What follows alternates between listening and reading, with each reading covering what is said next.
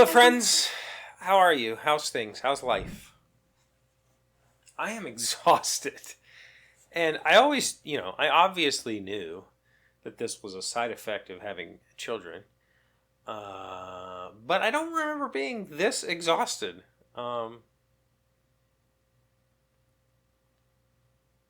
With my first child, I was 25 and not prepared to be a father. I was working full time. I think maybe I took a couple of weeks off, but I'm not positive about that. It might have only been 1 week. I'm not really sure. But I slept basically through the night,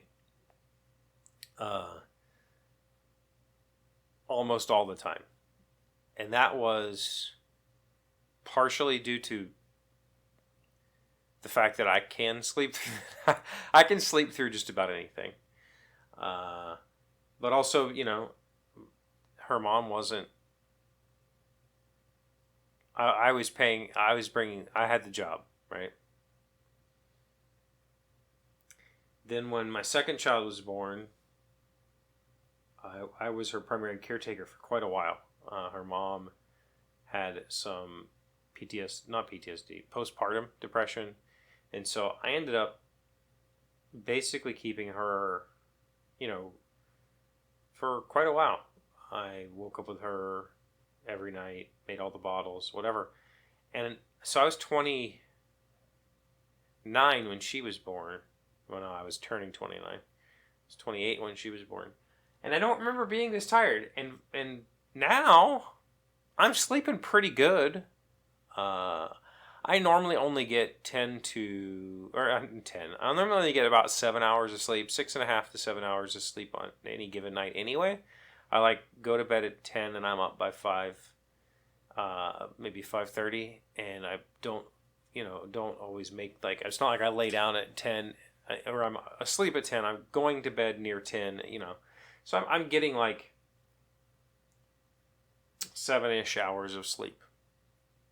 And now, I think last night, actually, I got even more than that. I went to bed last night at 8 p.m. I've been going to bed at 8 p.m. That's how weird it is to be an old man having a baby. I'm going to bed at 8 p.m. Last night, I believe my wife woke me up at at 1:45, I think. I'm not 100% positive. It was a little the whole night was a little fuzzy. It might have even been 2:30 for all I know. In fact, I think it was 2:30 now that I say that. So I slept from 8 to 2:30. That's 6 hours, right? 6.5 hours. And then I got up with the baby. She was screaming and having a terrible time. So I ended up settling her and getting her back to sleep. And at 4 o'clock, I put her in her crib. I was getting very, very tired at 4 o'clock, 4 a.m. So I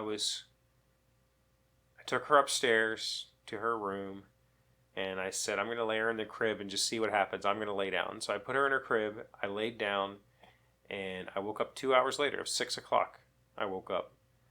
Mostly because I heard somebody coming up the stairs, and I thought maybe my wife woke up thinking that something bad had happened or whatever, because it was silence for 2 hours, and it was my dog. He was checking on us.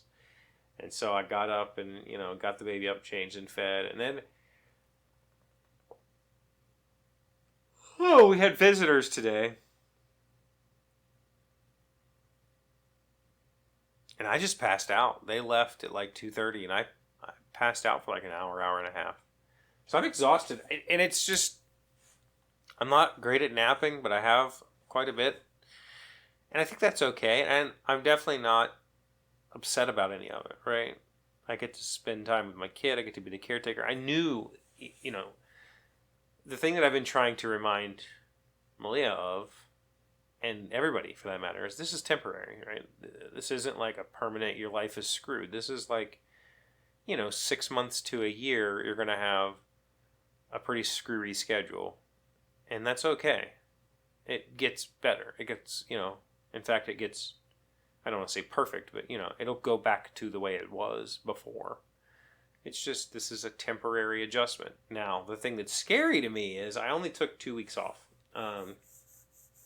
I just felt like with my work, I can take more time, but there is a policy about taking more than that, and it's extended leave and whatever. And I have the hours I could request, and I might still take more time off.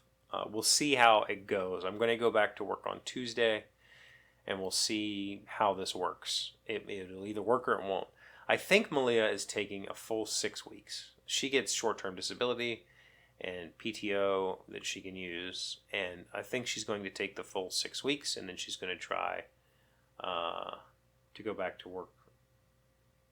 So I'm not sure yet. She might decide to do part-time work or something for a while, but it's going to be a very interesting restart to life when it all comes back around, and I'm hoping that the kid has some sort of normal-ish schedule by that time. Right now she has no schedule. Newborns don't have a schedule. The only schedule is they're more active at night. That's because their mom is up moving around all day. That's kind of keeping them asleep when they're inside, and then mom lays down at night and the kid becomes more active. It's the same thing on the outside world. So I'm exhausted, I'm tired. I mean, that's the same thing. That's how exhausted I am. I don't even know the difference, but all for good cause. Taking care of my wife and kid is a really, really, really rewarding experience. And it's been, so far has been,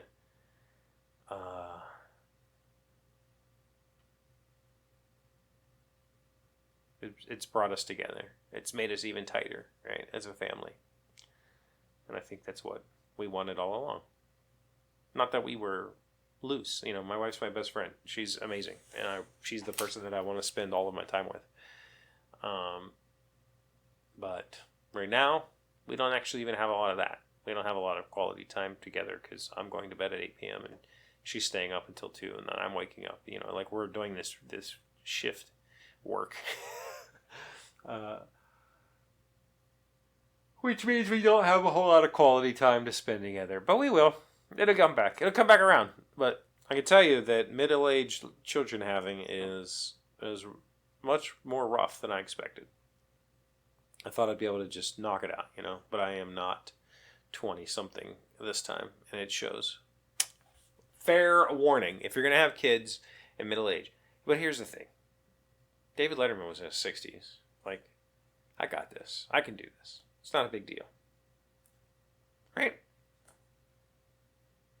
Okay, what do you got? You got thoughts? You got questions? You got comments? Anything you want to know about having a kid at 46? Anything you want to know about our whole process? Let me know in the comments. While you're down there, please like the video. If you're new here, please subscribe. We are still growing, and the videos are getting more views than ever, and I'm very, very, very thankful and happy about that. So thank you very much. I very much appreciate it. I'll see you again tomorrow. Today's 1,000 plus little things happy, successful people do differently. We have been learning 20 things to stop doing to others. Number 16, stop trying to be everything to everyone. It's impossible.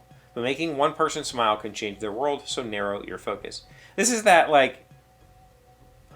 you can't make everybody happy. It's the same thing. So stop trying. Just focus on the people that really matter. And, yeah. I mean, yeah, that's it.